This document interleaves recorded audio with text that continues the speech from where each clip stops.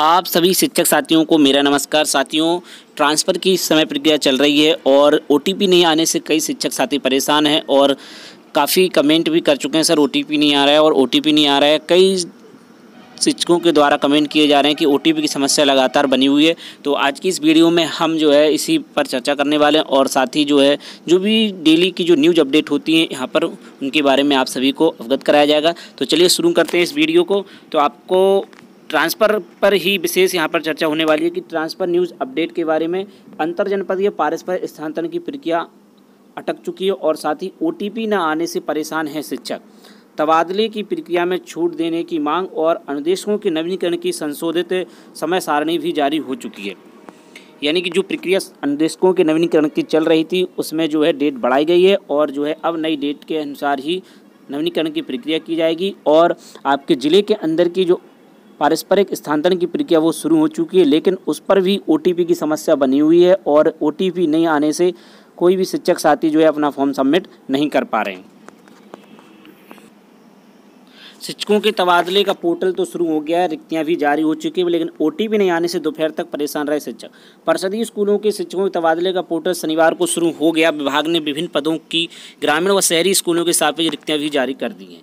हालांकि दोपहर तक आवेदन के लिए आवश्यक जानकारी भरने का ओटीपी न आने समस्या बनी रही, जिसे विभाग ने ठीक कर दिया है, लेकिन अभी भी समस्या बनी हुई है और शिक्षकों के कमेंट आ रहे हैं। विभाग ने 6 जून से जिले के अंदर पारस्परिक तबादले, 9 जून से दूसरे जिले में तबादले प्रक्रिया के लिए आवेदन करने की घोषणा की थी, लेकिन एनआईसी और मानव संसाधन पोर्टल का डाटा आपस में न मिलने से पोर्टल शुरू नहीं हो पाया था। यह समस्या दूर होने के बाद पोर्टल शुरू कर दिया गया है। शिक्षकों ने बताया सुबह से उन्हें काफ़ी प्रयास किया लेकिन ओटीपी नहीं आया।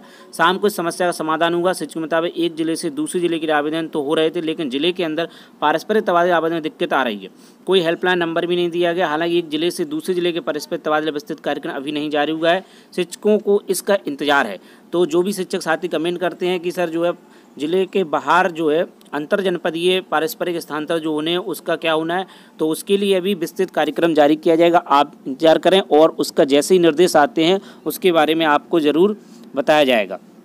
और उसके जो भी कट ऑफ डेट है और उसमें 5 वर्ष और 2 साल अनिवार्यता है, उसके बारे में कोई क्लियरिटी आदेश में तो नहीं है, लेकिन जो अंतर जनपदीय स्थानांतरण की प्रक्रिया उसमें ज़रूर है। तो उसी को सभी शिक्षक मानकर चल रहे हैं और वैसे भी शायद वही डेट रहेगी 5 साल और 2 साल। तो लेकिन फिर भी जो भी नया आदेश आता है उसका इंतज़ार करना होगा। तो आप सभी साथी उसका इंतज़ार करें। और वहीं पर तबादले में रियायत देने की मांग भी की गई। राष्ट्रीय शैक्षिक महासंघ ने तबादला प्रक्रिया में छूट देने की मांग की है।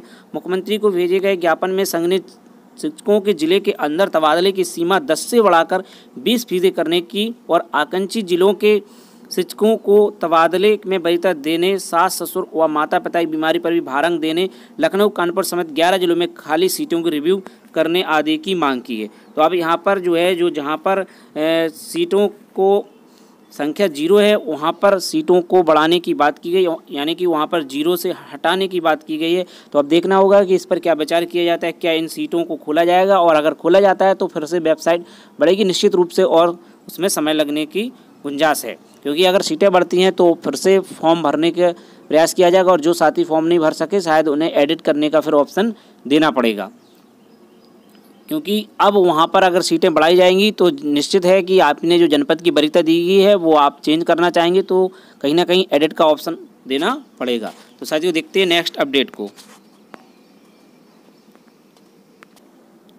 वहीं अंतर जनपदीय पारस्परिक तबादले की प्रक्रिया अटकी। तबादले की ओटीपी न मिलने से कई शिक्षक परेशान। 5वें दिन चालू हुई जिले के अंदर पारस्परिक तबादले की वेबसाइट।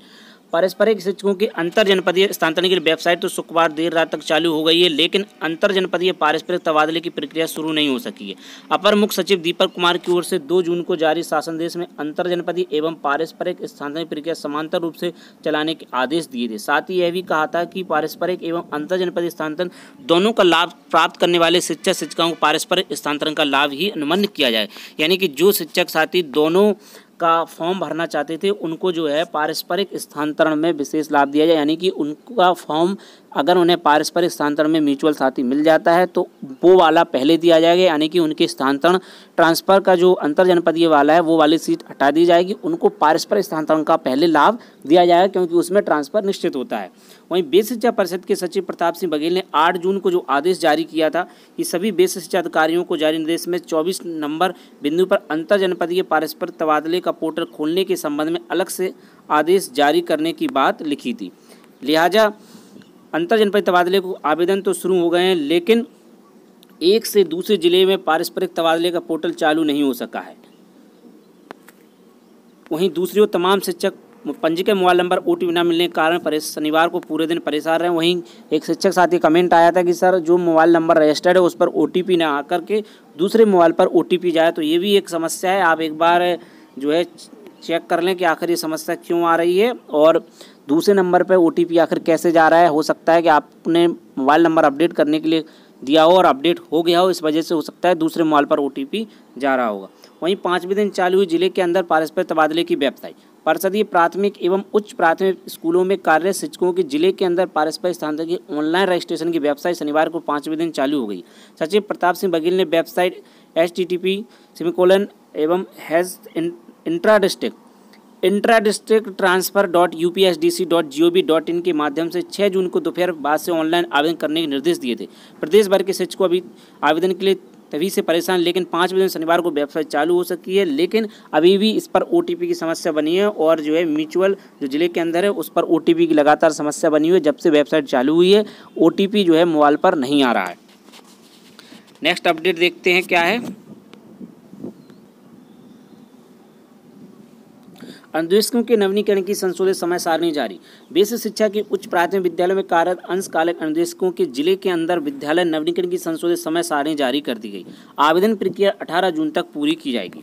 अनुदेशकों के लिए 6 जून से ऑनलाइन आवेदन प्रक्रिया शुरू की गई, लेकिन मानव संपदा पोर्टल पर रजिस्टर्ड मोबाइल नंबर न चालू होने से OTP मिलने में दिक्कत आ रही थी। इसके लिए आवेदन तिथि बढ़ाने की मांग की गई थी। इसे देखते हुए संशोधित समय सारणी जारी की गई। जिन अनुदेशकों का मोबाइल नंबर काम नहीं कर रहा है वे अपनी लॉगिन ID से इसे रीसेट कर सकते हैं और पूरी प्रक्रिया कर सकते हैं। राज्य परिवहन निदेशक विजय किरण आनंद जी के अनुसार पहले चरण में 100 से कम छात्र नामांकन वाले स्कूल के अनुदेशकों की सूची 6 से 16 जून तक प्रसिद्ध की जाएगी। इसी दौरान जिला विषयक और स्कूल वार रिक्तियों का विवरण भी ऑनलाइन रहेगा। अनुदेशक 13 जून तक अधिकतम 5 विद्यालयों का विकल्प भरेंगे। 16 जून तक BEO आवेदन पत्रों को BSA को भेजेंगे और वे सत्यापन कर पोर्टल पर सबमिट करेंगे। उन्होंने बताया कि 18 जून तक आवेदन पत्रों को भारांक के आधार पर नए विद्यालय के लिए अनुबंध नवीनीकरण की जिलेवार सूची प्रकाशित की जाएगी। तो यहाँ पर मोबाइल नंबर को लेकर के वेबसाइट को जो है फिर से बढ़ाया गया, यानी कि डेट को बढ़ाया गया है क्योंकि मोबाइल नंबर काम नहीं कर रहा है। वे अपनी लॉगिन ID से इसे रीसेट प्रक्रिया को पूरा कर सकते हैं, यानी जो रीसेट की प्रक्रिया है